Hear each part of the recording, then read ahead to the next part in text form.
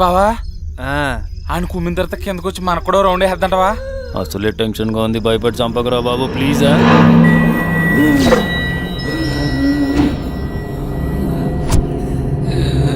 ఎక్కడికి రా?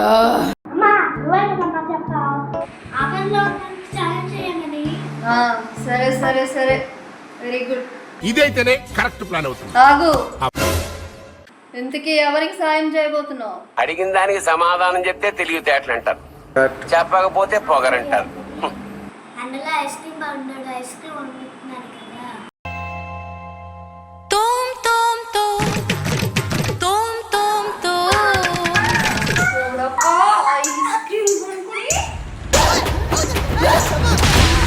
Ice cream